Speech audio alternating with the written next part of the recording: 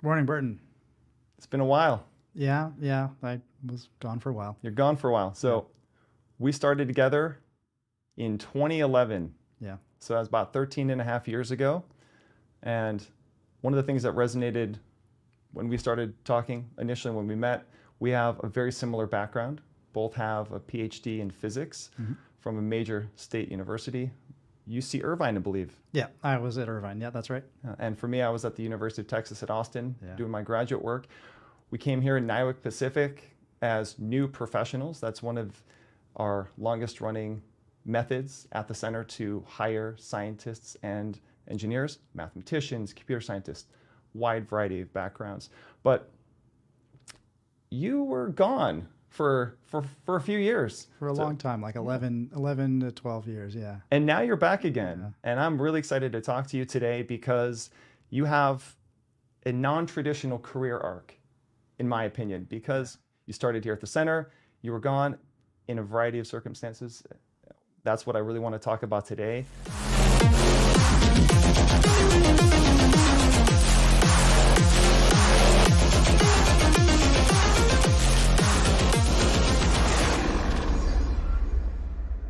Venture capitalists, startup companies, yeah, private industry, you learned a lot about those environments in ways that I haven't because I've been here at the center for 13 and a half years. I want to talk to you today about what you learned from those experiences and also why you're back here for a good reason. And I think it yeah. has to do with the Nowk Pacific mission. So I want to ask you about your experiences and what you're doing now and what you did in the past and what you want to do in the future. Yeah. That's probably the most common question I get since coming back is why did you come back? I think it's really unusual for someone, like as you said, not non-traditional background, right? For someone who works as a government scientist or a government engineer to leave government service and go out into industry, start a couple companies, be successful in the startup world, and then decide to come back, not in some sort of weird policy role, not not as a congressional aide, but to come back essentially to a very similar role to where I started, which was back here as a scientist or an Hmm. engineer Yeah.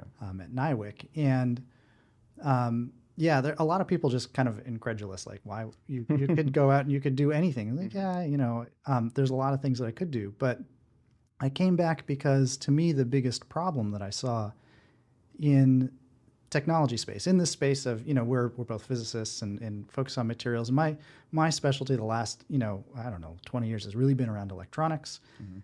So in electronics, I saw, in part because I'd been here before, this real disconnect between what industry was doing in microelectronics and what DoD was doing, and this this need for um, for the warfighter, and this is a word we use here in NIWIC a lot Mhm. and is used in DoD, but it basically means the sailors and the soldiers that actually are the tip of the spear. The need for the warfighter to have the best equipment available, Mhm.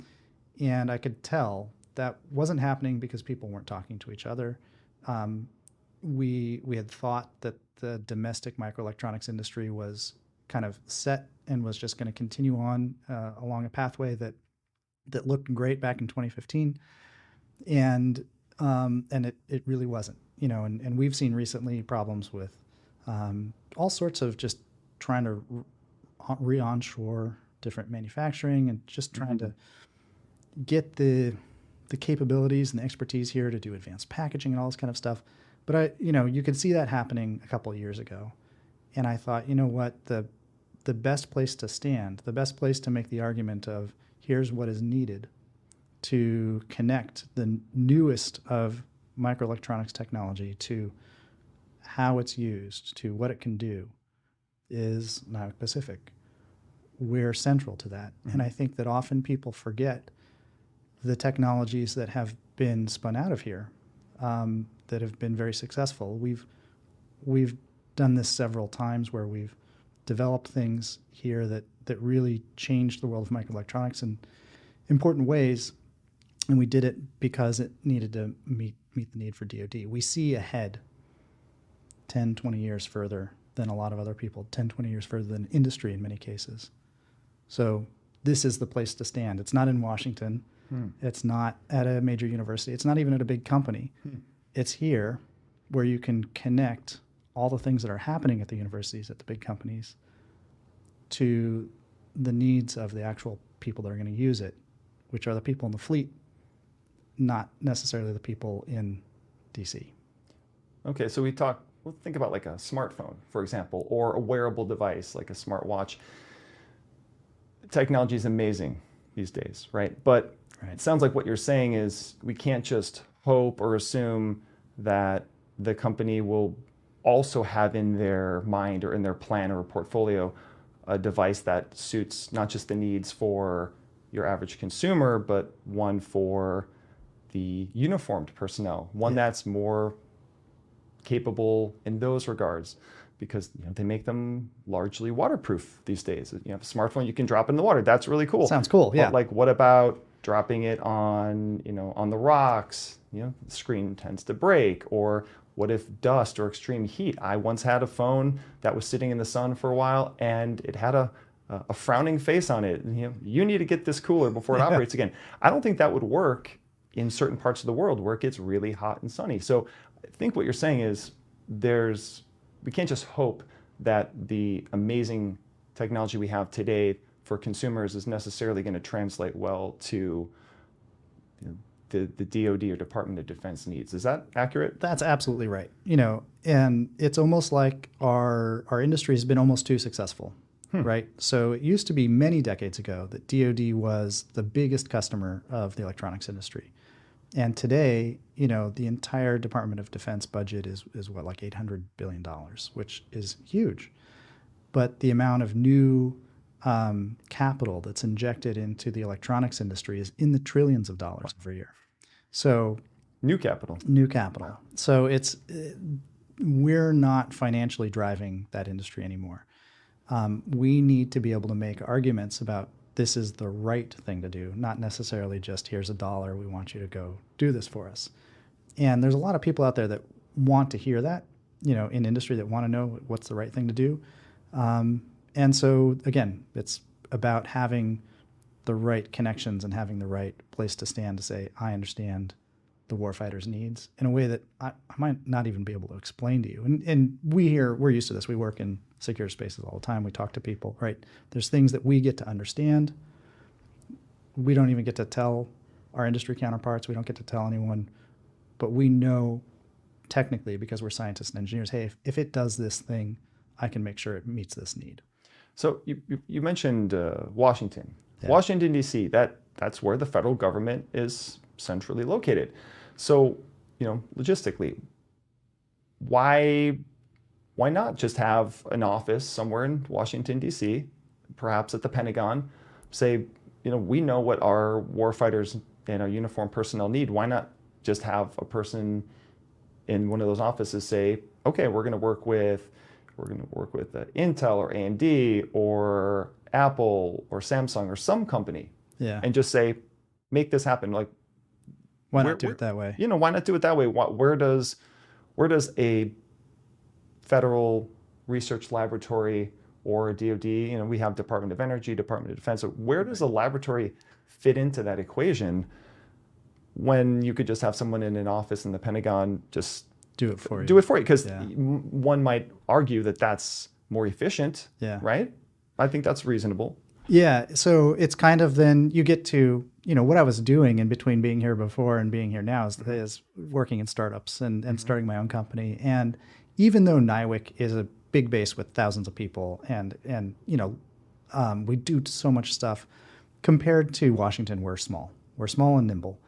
And I think that, Washington behaves much more like a big company. There's a lot of bureaucracy. There's a lot of politics. Washington is politics. Yeah. And here we can behave more like a startup, even though we're thousands of people, right? We can pivot. We can have smaller groups that are more responsive to emerging needs, and we can focus.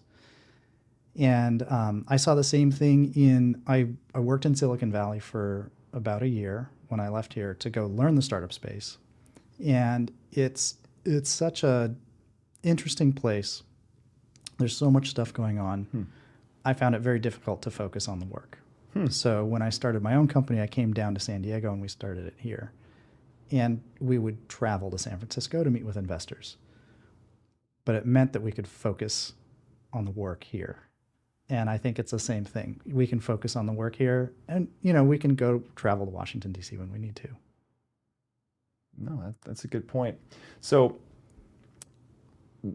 we have certain swim lanes or subject areas here at NIWC Pacific, at least in the naval research and development establishment. There are a variety of labs spread across the country. My understanding is that each one of them has their own specialties. And so that's, I think, maybe what you're talking about, focusing on your subject areas. And we do information warfare, and we have a variety of technical areas that fall within under that category. But it sounds like you're saying we get to focus in this area, whereas we don't build or design or specify aircraft, for example. That's not within our subject area. So, that is best done by a different organization. Right. Now I met someone today who's working on networking for unmanned aircraft. There you go. Great. That's perfect thing for us to work on. So, we need to work with all these different teams all over. But yeah, being able to focus. And again, information warfare is this kind of broad, squishy term that a lot of people may not understand what it means. But when it comes to how do we use electronics, how do we use software, that technology stack, that's information warfare. And, being able to apply that across different domains in air and sea and space is kind of, you couldn't ask for a better place to kind of really make an impact.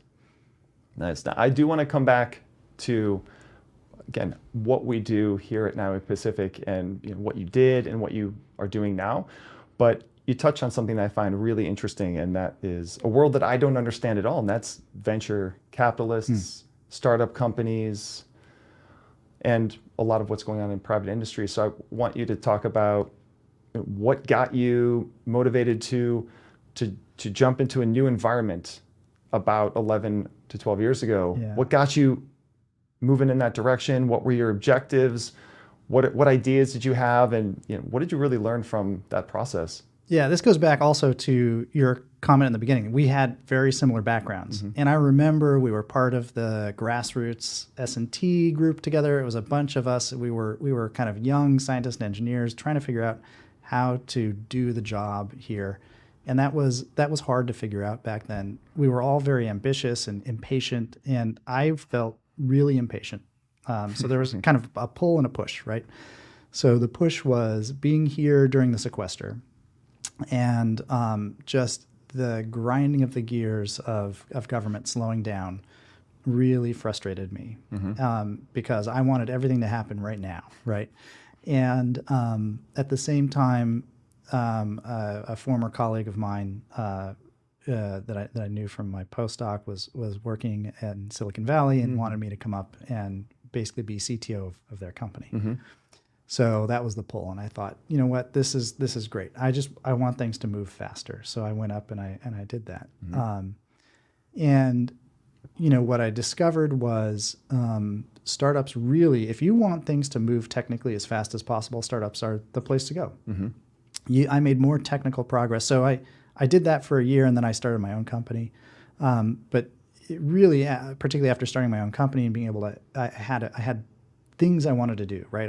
Even when I was here, I had a vision. I need to get these nanoelectronic devices manufactured and made and demonstrate that we can mature the technology and get it manufactured. And so when you have a clear vision like that, being able to go to a startup, form a startup, and just push hard on a very particular vision, you can make more progress than you can anywhere else. We had no money. It was started in my garage. Just getting favors from people to get access to things and trading expertise, trading time with people. Like I'll go help you write some code if you'll, loan me some chemicals, that kind of thing. Going to different academic labs, right? And you get things done. So that was really great. And then you quickly discover that you can't scale without money, right? So you can develop a lot of processes in a short amount of time, and you can really mature things. I think having no resources can help you focus on what's most important, particularly when you've got that clear vision and nothing distracting you from that. But then at some point you're like, well, okay, we gotta pay rent. We need employees. We need to buy more material. We got to scale, and the vendors aren't going to work for us for free. And so then you have to go find funding. And if you're early stage science style company, you're going to need a VC, or you're going to need, SBIRs or something like that. And we'll set aside SBIRs for a second, but VCs are really the way to go when you want to build a product. And then it's going out there and putting yourself in front of hundreds of people, and hearing no, and hearing why your idea is terrible, and why you're the wrong person to do it, and why it's never going to work, from hundreds and hundreds of people before you hear someone say, "Yeah, that sounds good." And it can take a lot of time and a lot of effort, but then you start getting the funding, and things start moving forward, and then you're off and trying to make the absolute best use of that money that you can. Yeah. So you're putting yourself out there. You got to have a good, small, efficient team. Yeah. You got to have the confidence and the expertise, because even if they're not in that subject area, they're probably going to poke holes in Yes. with what information they do have. They might poke holes and say like, well, you just mentioned this, but did you consider that? And then if you say, well, no, I guess I don't even know what that is, that's a problem. It is. But if you have if you have the confidence and the expertise, then that'll shine through, and eventually, if it's a good idea, you get some traction. A lot of it is marketing yourself, right? So being able to be confident and be out there and give the impression that even if you don't know the answer today, you're going to get the answer quickly, or it's not a concern to you.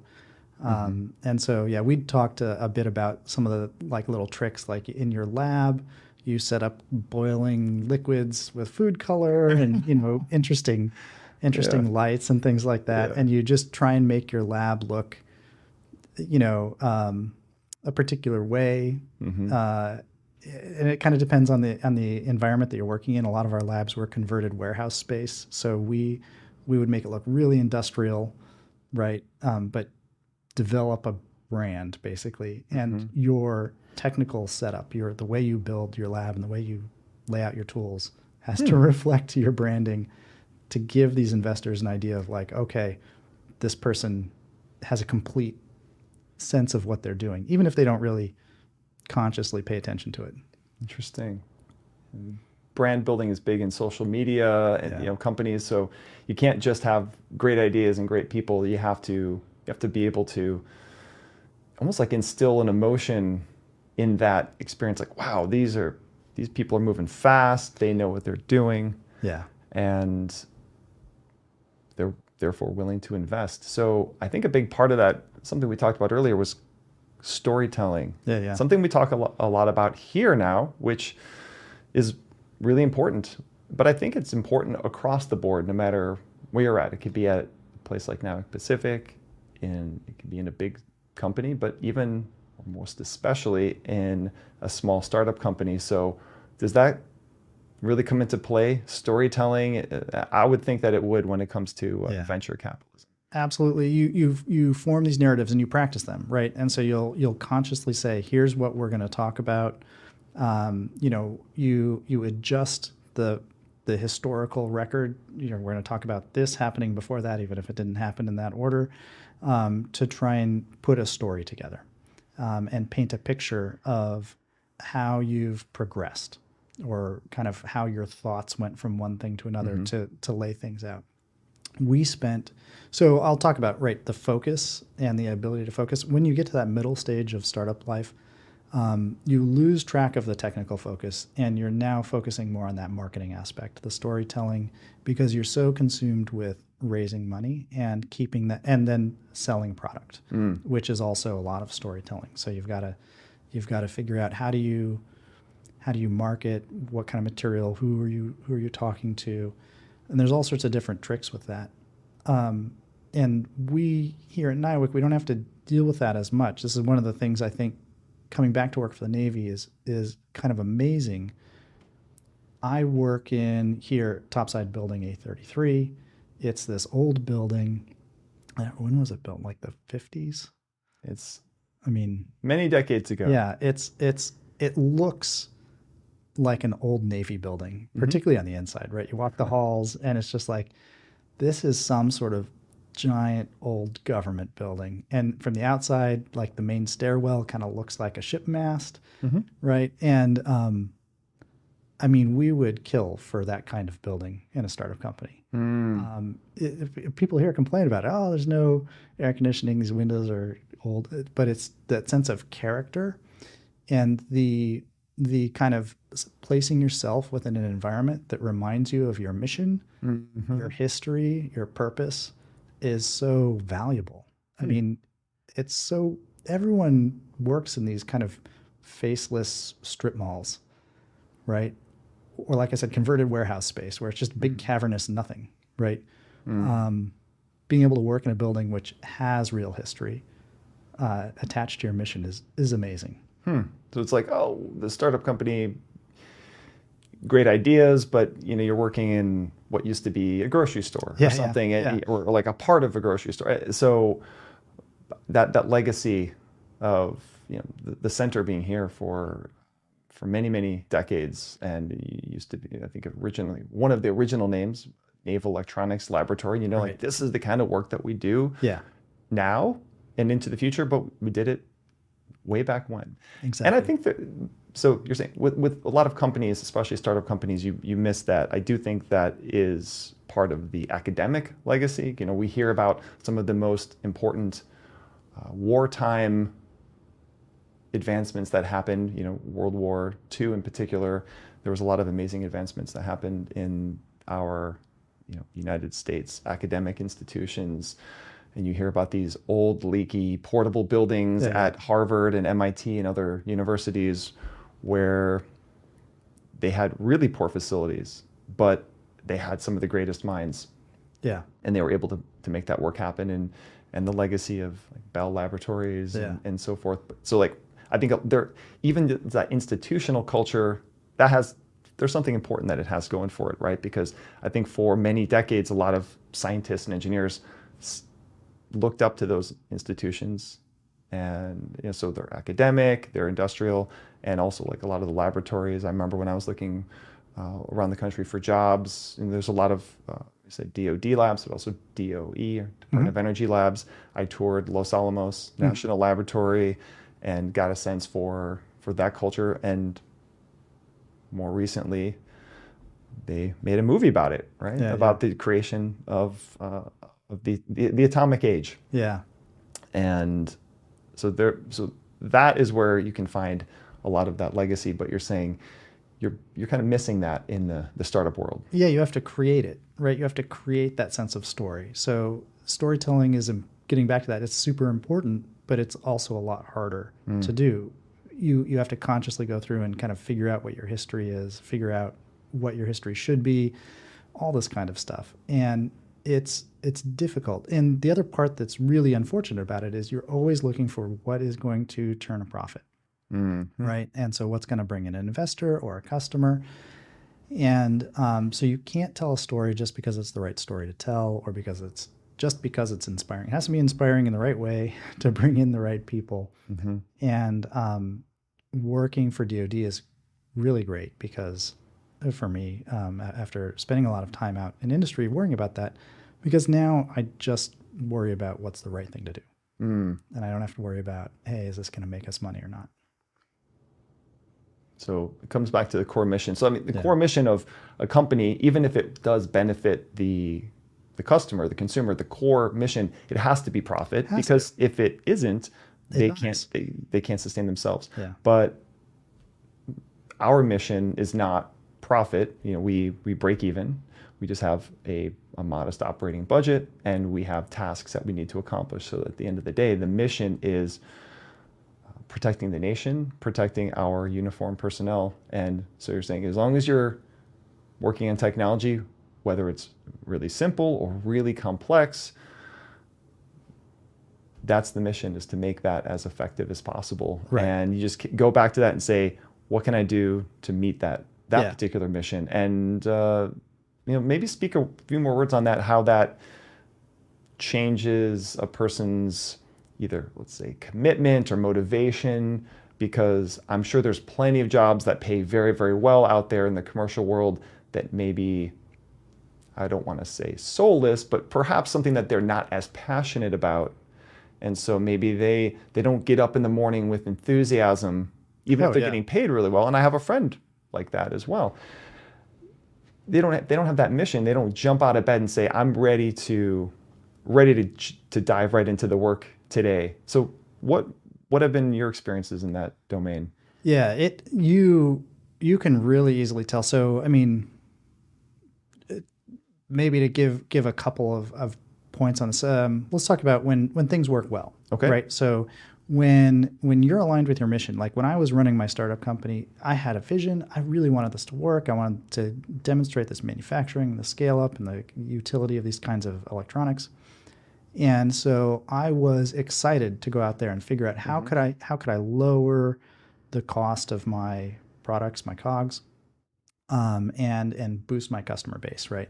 And so I would be excited if I could go find someone who could get me a PCB at a lower price. Printed circuit board, right? Printed circuit board, lower price than what I was currently using, because all of our devices were loaded on these PCBs. And so we went and we found that there was a place in Taiwan that could make us the cheapest PCBs that would meet all of our specs. And so that was exciting. I mean, not just like, oh, gee, I guess we'll go to, it was like, no, this is great. These guys are going to get it for us. They're meeting all our quality specs. This is ideal. And, then later, you go back to the U.S. suppliers that we used to use if we needed, another backup, and we find out they're not in business anymore, or they're not in business to external customers or something like that, right? And that's a little microcosm of what we see happening here, right? Which is you get excited about lowering cost, but you lose track of, from a company point of view, it didn't matter. We didn't need to buy in the United States. It wasn't important to us that our supply chain was domestic until the pandemic. And then we couldn't get PCBs from Taiwan. The U.S. suppliers, we had not been keeping them active. They were not available anymore. And then we were really scrambling to figure out where we get printed circuit boards from. And so those type of lessons, I know that folks in DoD, we all pay attention to this kind of stuff in the supply chain, but being able to really kind of understand how that works and see how to support domestic companies to make sure that domestic or that kind of allied supply chain is always available to us is something I think is really important, and I feel good about. To go back to then when things don't go well, when you're not enthusiastic, right? So I've had to 5 times do major layoffs at the companies that I was running, where we'd cut the staff by 30 to just about everyone, except for like a couple of us left, 2 or 3 people left, and that happens unfortunately a lot, and when you cut staff by, let's say, 50%, the people that are left after that are not motivated, right? They're not super happy to be there, for good reason. You're not super happy to be there, even if it's your company. You're like, oh my gosh, this is horrible. Is it like a morale issue? Yes. Right. Okay. And this is like an extreme case, right? So like a normal case would be someone who just doesn't care about their job. But an extreme case is like, wow, this is just this place has just ruined a whole bunch of people's lives and laid off a bunch of people, and we've got no future and we've got no money. And so it's all circling the toilet, and I better go look for another job, right? And when you're in that situation, it's really, really hard to make progress. It's really, really hard to get yourself motivated to be creative, to do engineering, to do science, to be excited about a marketing message, to give a good, effective pitch and do that storytelling. And so that's you never want to be in that mindset. Getting yourself out of it requires a lot of kind of resetting expectations, resetting what your job is, finding new stories, finding new ways to kind of say, okay, this is what we're going to do. And that's really the business of leadership at that point, to get out in front of everyone, acknowledge all the problems, and get people motivated, give them a good reason, show them the light at the end of the tunnel. And I think that idea of motivation is super important. You're always, in the back of your head, almost every action you're doing, you're trying to motivate the people you're working with, because that's kind of the key to making everything work.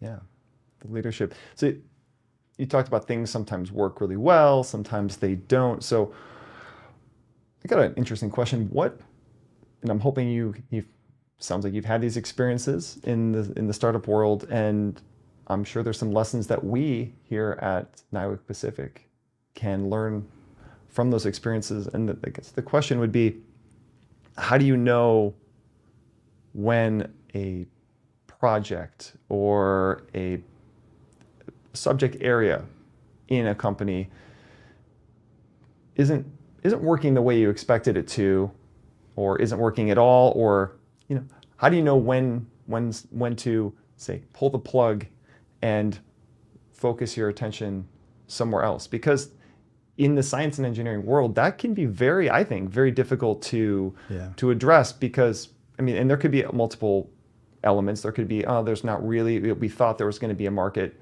for it and it works, but it's just not gonna sell, because again, with the company, you got to keep that alive. Or it's a technical challenge that you feel like you're just around the corner from solving. But if this is basic or applied science, you don't know when that breakthrough is going to happen, if ever. So did you have any experiences like that where it was really gut-wrenching to feel like, I don't know if this is the time to pull the plug, maybe we're right around the corner from that, but I'm not sure, but that eventually leadership has to be made. So what, have you had any experiences like that you can share with us? So many, right? So my role was technical and scientific. So more often than not, I was the one pushing for all of these science projects to continue. Usually you've got a resource problem, right? So you've got an amount of money that you have to spend in a particular amount of time. And in a company, it's different from the government in an interesting way. But really, you don't want to spend money in a company, right? You want to if you can avoid spending it, you don't spend it.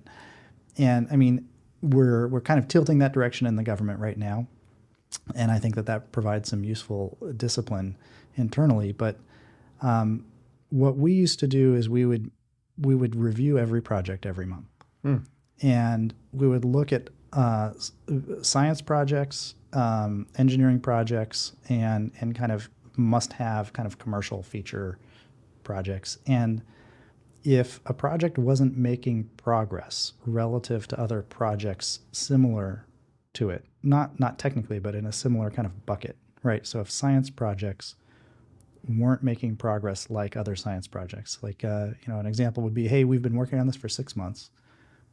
6 months into most of our science projects, we've got a paper drafted. We've got 2 or 3 sets of data that look pretty good, and we've successfully transferred running the experiment from one person to a second person. Right? Okay, well that's great. Have you met the goal of the project? No, we're still a long way from the goal of the project. But hey, we've got this kind of stuff. And then we look at another project. Okay, it's been 6 months. What do you have? Well, nothing's really working yet. We're still waiting on reagents, and no one's really done anything. Okay, that project's going to get cut. And it's this is something I learned from the pharmaceutical industry called stochastic programming. It's basically you look at how all the projects are kind of what their trajectory is, and if the trajectory of the project looks like other projects you've had in the past that were good or bad. And you've got to learn how to give it enough time, I think for a science project, 6 months is good. For other things, it's a little bit faster. But yeah, you try and kind of watch. It doesn't mean the project is dead. You might come back to it later. But you put it on the shelf for a little while. And then, maybe let people kind of think about it in the background, and then you might come back to it if there's resources later. You got me thinking about television shows, right? I'm not in entertainment, but got me thinking about how a lot of TV shows start off slowly and then they build an audience, and we got to let this thing grow. I'm thinking back to like one of the biggest shows in history, Seinfeld. Started off a little slow, and then it grew to be one of the most popular shows out there. So in that same way, you're saying essentially it doesn't have to be an immediate hit. Not at all. Yeah. And you most of the time expect that it won't be, but you do have to meet some milestones, and that sounds like it would translate pretty well to the work that we do here, because we also have those same sorts of schedules and milestones in a typical project. Yeah, one of the things that I would love to bring back from the startup world to NIWC is this idea that as a scientist, I like frequent reviews. I like reviewing my projects every month. I hated when our business team would give me the critiques of like, hey, this project is not on track. And I'd argue and I'd say, no, I love this project. We can't kill it. So I hated that part. But what it did is when I was caught up in something that wasn't making progress and it would get cut, okay, now I have a chance to start on another thing and make more rapid progress on something else. Because what I think we really like as scientists is making progress. And when you get stalled out on something and you just can't let go of it, sometimes you need someone else to step in and say, you know what, put this down for a little while, go work on something else. And how many projects or efforts might you say are happening in a small startup company at any given time? Well, a lot, right? So you'd have each person would work on 2 or 3. You'd end up wearing a lot of hats and doing a lot of different things. And then you'd have contractors just like here, right? You'd have people outside working on things for you, and you'd have to manage your contractors. And so you end up doing a lot of different projects, and then periodically you just got to, someone in operations will look at what you're doing and they'll say, you've got too many projects going on, cut half of them. And you got to figure out what you cut. But not all that different from here, where people work on a lot of different projects. Okay. That's why I was saying, like, it feels like a startup company here, right? People work like we're in a startup company. Is that one of the things that brought you back here? Because that's one of the reasons I have stayed, is because of that culture where there's a lot of job flexibility, and at least where we're at here in NIWC Pacific, there's a lot of emphasis on culture and maintaining a high level of morale and making sure that people are in the best fit possible where they're working, so they can be the happiest, most productive, and accomplish the mission. I think one way that we do that here, and perhaps they do this, and you can talk about this in the startup world, is the ability to pivot, change what you're working on. So the projects evolve. Some have been around for many years or decades, and some are changing year over year. But we have a lot of flexibility here. I've probably worked on maybe 10 projects or so, give or take, since I've worked here. And I like to be focused on projects, but they evolve. The programs, projects change, and the types of things that we're learning and doing, those evolve. So I didn't realize there was much of a connection between our work here and in the startup company world. Maybe talk a little bit more about that, about how you can do different things. You say, wear different hats. Yeah, absolutely. Right. And yeah, I guess maybe that's not a connection people make normally, but you're absolutely right. So I definitely came back for part of the reason that, here we have groups like Unmanned Systems, right? Which has been going on for decades. But what does unmanned systems mean? Which systems are they working on? Can vary. There's just a huge variety of different types of things they might work on. So we've got these efforts that go for decades and decades, but the technical work that you're focusing on year to year changes dramatically, and the people might shift around. You might have people that go from comms and networks to unmanned systems to space science, and so all these different places that you can do work, you can bring your expertise. I really appreciated when I was here before. I got to work a little bit down Bayside in kind of at the time it was magnetic sensors and was it nonlinear dynamics? I mean, it was really cool physicsy kind of stuff, looking at noise patterns and things like that. And I got to work at the model range, working on materials for antennas and things like that. So being able to shift between all these different worlds was really cool, and being able to learn different things was great. You get more freedom to do that here because we work across such a variety of technologies. So like in the startup world, you have your one product area usually. And so you'd focus on that from beginning, from basic research all the way to customer and, support in the field. Here we have many, many, many technologies that we work on from basic research to support in the field. And so you get to kind of figure out what's working best for you at a given point in your career. Do you want to be more field support oriented, more basic research oriented, engineering in the middle, systems, and what technology area do you want to work in? So it's really cool being able to shift between things. Mm-hmm. What was your experience when you mentioned the model range and different projects you worked on? Did you feel like you went through a 6 to 12 month training program here where you had to sit in front of a computer monitor and just learn about the way business is done? Or did you actually get your hands on some cool equipment pretty quickly? Oh, no, yeah. I mean, so that's the new professional program, right, that we were both part of. So doing those tours. So 6 months, basically being told, here's some stuff we need done, go do it. And when I came here, I was good at LabVIEW programming. And so they needed some stuff automated, and they just said, here's a bunch of tools, figure out how to automate them. And I got working on it. And, they had materials questions, go research this. I was handed around 100 proposals, grant proposals for ONR, for RF.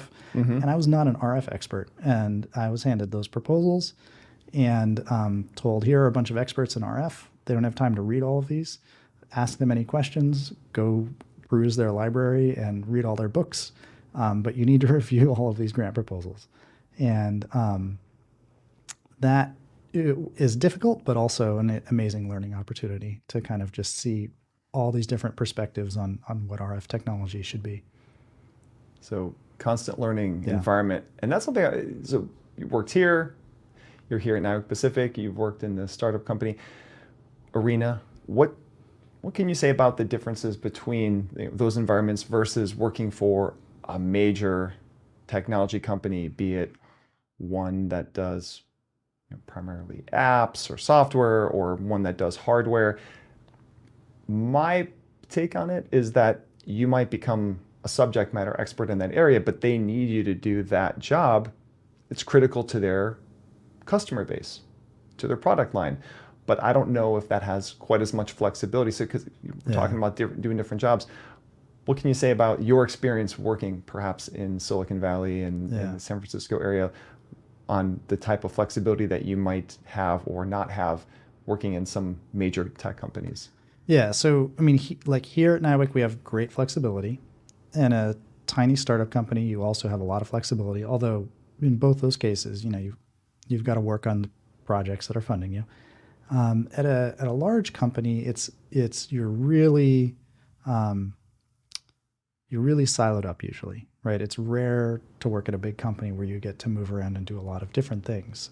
Maybe you get to change jobs every couple of years, but if you're in a meeting and you happen to know something about a particular area, it's hard at some companies to kind of just jump into that and say, oh, I know something about this. Can I help you?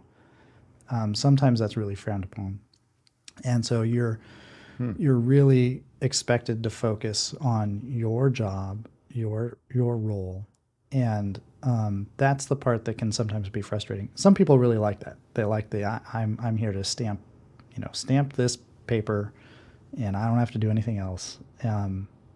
For me as a scientist, I really need more than that. So, and I've talked to a lot of friends who've worked at big companies that have been frustrated by that aspect of things.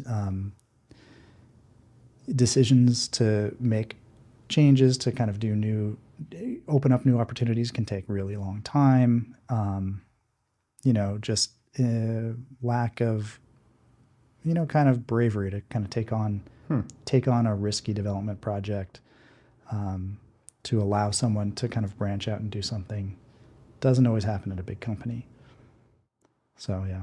So sounds like it's almost counterintuitive, like talk about like the military chain of command. Yeah. But it's sort of maybe the opposite. Like we have some flexibility here, but you're saying in some major companies, they have their own chain of command where if you might have a good idea, but if you don't have the authority in that subject area, then it's really... Or if it's not your job description. It's not your group's job to do it. Some other group is doing it. It's their job. You got to let them do it. Not every big company is like that, right? But, and enough are, that we both know people who work at these big companies that get real frustrated by that. Mm-hmm. Understand.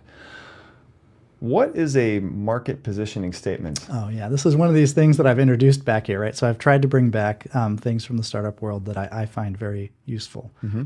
In a market positioning statement, I worked with a bunch of different marketers, but the first one that really kind of ran me through all this, she introduced me to this idea, and it's a formula. So she also introduced me to this idea that marketing is really a science. If you do A, then B happens, and it's testable, right? Mm-hmm. And you've heard of A/B testing and kind of this, we're going to try two different messages and see which one. So market positioning statements similar along those lines. It's a formula that you apply to what you're working on. So it would be this is a thing for a particular person who needs a particular thing done. So we, at one point, I'm going to botch some of this, but we were marketing a laboratory tool. And so it would be, this is the biophysical assay tool for a pharmaceutical researcher working in small molecules who needs to quickly verify on their own the binding constant of a new experimental small molecule pharmaceutical. Mm-hmm. Right? And so that would be a market positioning statement. And it tells you very precisely what it is that you're working on, who it's for. So we're not going to take our tool and go market it to someone who's not a pharmaceutical small molecule researcher. We're going to stay focused on that and what problem it is that they're facing. And you can start doing that at a very early stage in research. So you can start doing that when you're, as early as possible. It doesn't have to be just for like, here's a product at the end. You can say, this new material that I'm working on this is a new two-dimensional semiconductor material for digital circuit designers who want to replace silicon, who are worried about capacitance issues as silicon scales down, right? Okay, so now I've just described, maybe Carlos Torres, who's one of our scientists here, his lab's market positioning statement. Nice. And I see and the screen behind you, or the display, looks like graphene sheets, right? Interspersed with the images here, and that's a form of the 2D material. So what exactly did you create? You just touched on it. And it's funny because this goes all the way back to the beginning of the conversation. I didn't get to ask you exactly what was one of the main projects or developments that was your brainchild. And I didn't get a chance to ask that earlier. And I'd like to hear, and maybe you just touched on it here, but just a little bit more about what you created. Yeah, I guess I didn't talk about this too much. So I used to talk about this, all day, every day. And so, so I tend not to talk about it as much anymore. But when I was here before, I started a nanotechnology group, and we started working on new graphene growth processes and trying to figure out ways to fabricate graphene-based electronics in a more scalable way. I actually had some really formative conversations with um, some people here. So I was at an O&R review. It's one of these things where you're on the government team and you're in the the restaurant afterward, and it's all the people on the government side talking about different things. And these were all 3.5 electronics people. Mm-hmm. And I was the new guy, and they're all the old guys back then. Now we'd be the old guys. But and I remember telling them, "Hey, I work on graphene electronics," and they proceeded to just, most people, when you say graphene electronics, they say, "Oh, wow, that's really cool," and they just laughed, and they were like, "Oh, you guys don't know anything." And I was like, "Oh," I was kind of taken aback. Like, what do you mean we don't know anything? Like, I've written a lot of papers, I've Mm-hmm. published in top tier journals, I got a PhD in this stuff. And they're like, "Yeah, you don't know how to do packaging, you don't know how to do proper bond pads, you don't know how to do proper yield control, you don't know how to do dicing the right way, you guys don't know anything." And I mean, there's just a whole list of stuff they went through, and they were right about all of it, Mm. right? And so when I left here, my goal was, I'm going to address all these issues. We're going to get graphene electronics through the fab. I'm going to sell one device to someone who doesn't care that it's graphene or nanotechnology or anything, but they buy it because it's useful to them in function. And that took 3 years, like remarkably short time, actually, in the grand scheme of things. But what we did, what the technology we actually made was, scaling up graphene growth, transfer of graphene to wafers, and then figuring out how to properly get graphene wafers through the fab, how to do hard masking, how to do yield control, how to do quality control, how to go through packaging, dicing, how to do chip on board and make sure you don't lose too many devices, and keep the cost down. It's a lot of the kind of boring stuff that you don't end up publishing when you're an academic scientist, and that is not actually appropriate for us to do here. That's the kind of work we don't do. We don't do scale up. Mm-hmm. And so it was the right thing for that technology to go out and into industry at that point. Mm-hmm. So what we did with that, though, is, who buys it? So we were making biosensors, and we figured out that people who were doing pharmaceutical research needed to do particular types of measurements, and our biosensors were useful for those measurements. A lot easier to do that than go into diagnostics. I see.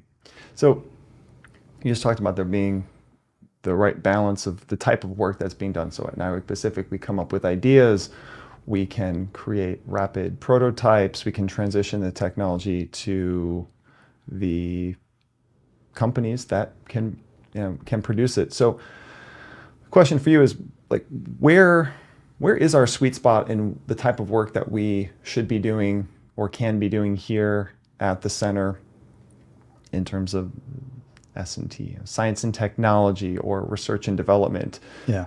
Should we be doing all of the work, or should we be outsourcing all of the R&D to companies? Like, where's the sweet spot in the middle?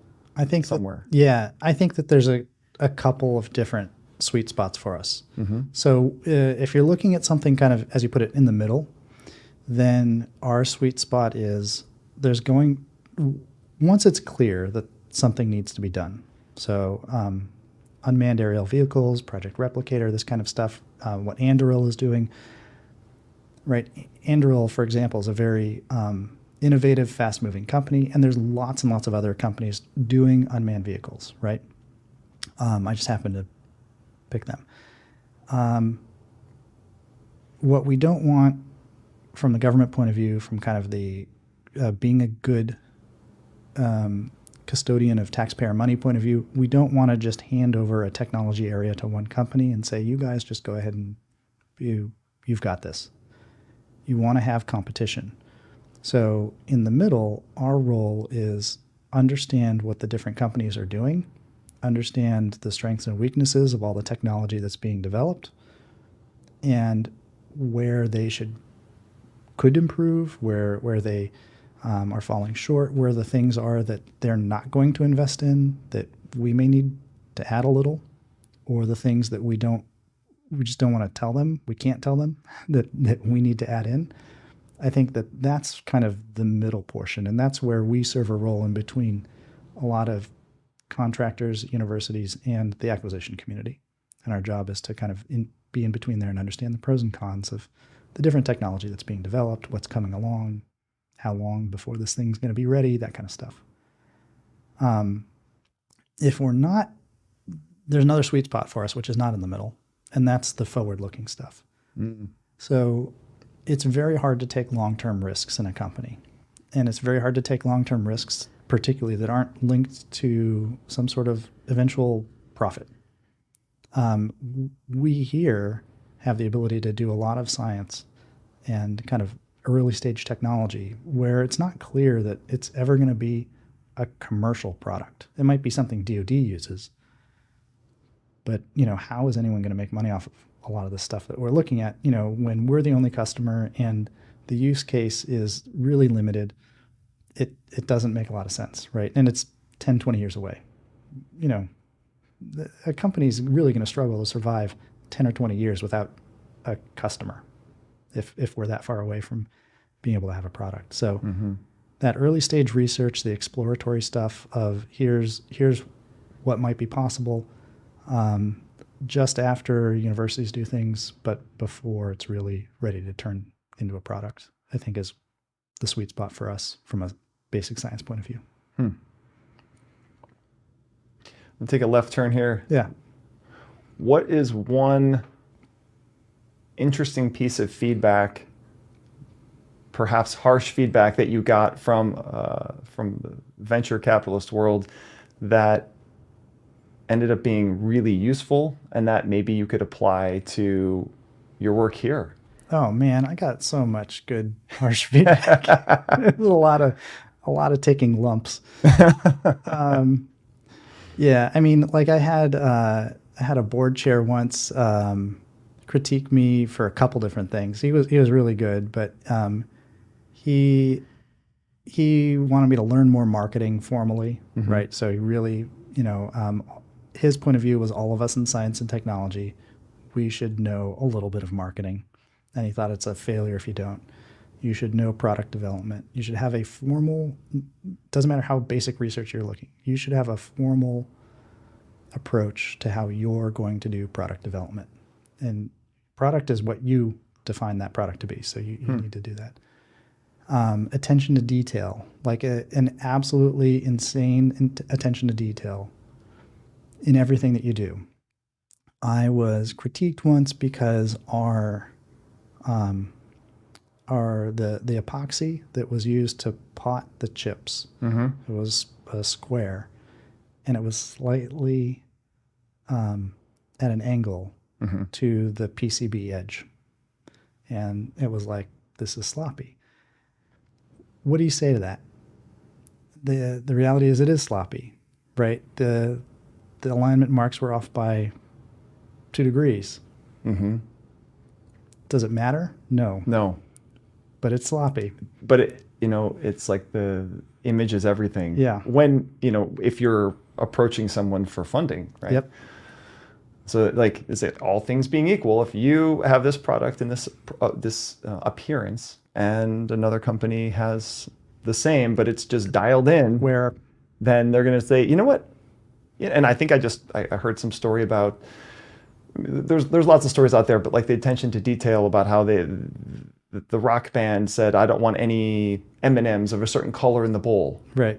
I can't recall who the author of the book was, but if they would go, and this was like way deep in their list of requirements, and if they found those M&Ms of those color in the bowl, they would say, we're out of here.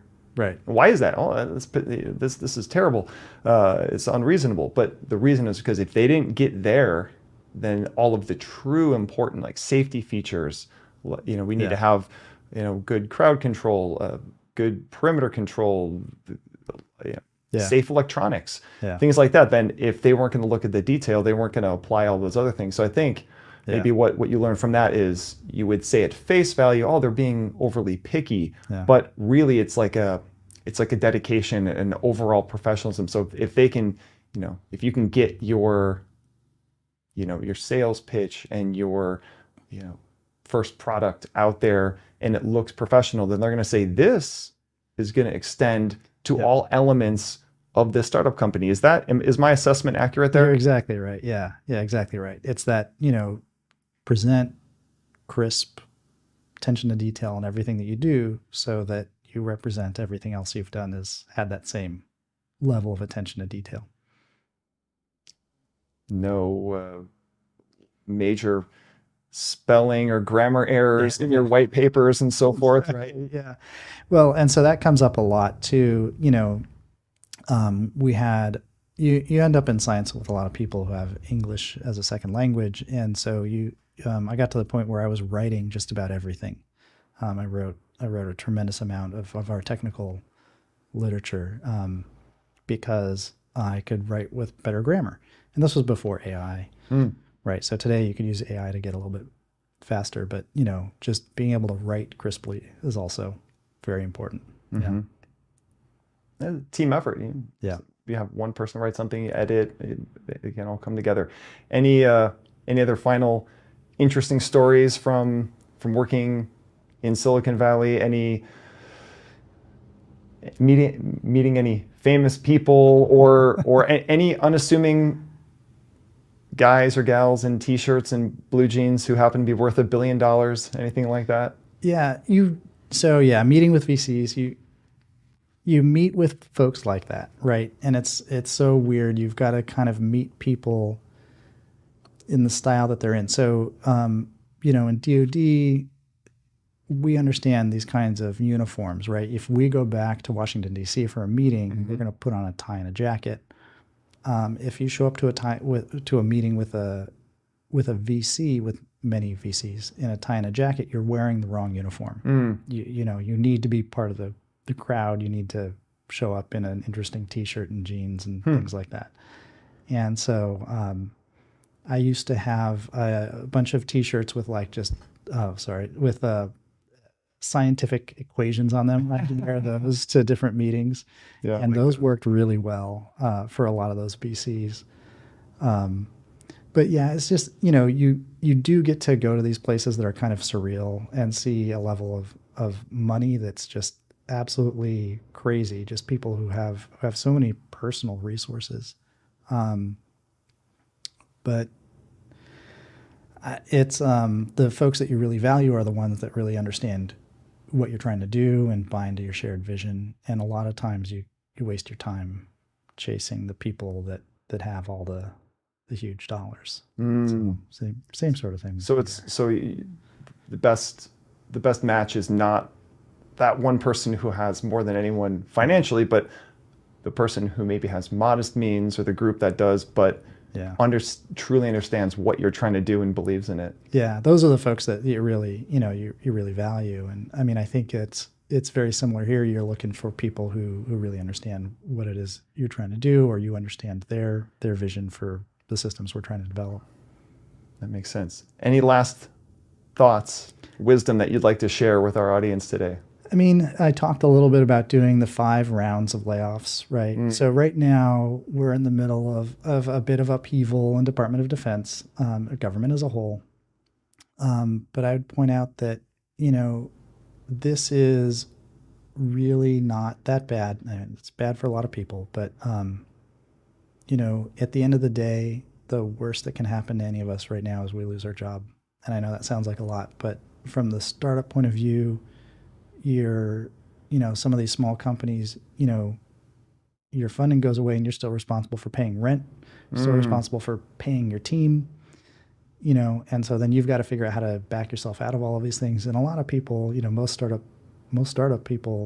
founders end up just completely going bankrupt in their companies. And so that can be a lot of real pressure. we're going through in the government right now this this downsizing, and it is very kind of emotionally taxing on a lot of people, but we're going to come out the other side, not hurt as badly as a lot of the companies I've been part of, where we had to cut even more. And we're going to be able to move faster. We're going to get back to things quickly. The buildings are still here. They've been here for decades. They're going to still be here. We've been doing electronics work here for close to 100 years. We're going to keep doing it. The Navy's still going to need us. So just be ready to do that. We're not going to be kicked out of our shopping mall or ex-grocery store That's right. facility when the building is foreclosed on. Yeah, so yeah. we're gonna be here. We're gonna keep working on the mission. They're not going to turn our lab into a coffee shop. That's not going to happen. Right. So nice. It was good to talk with you today, Brett. yeah, cool. Thank you, Burton. It was a pleasure. Do it again sometime. Cool. Thanks.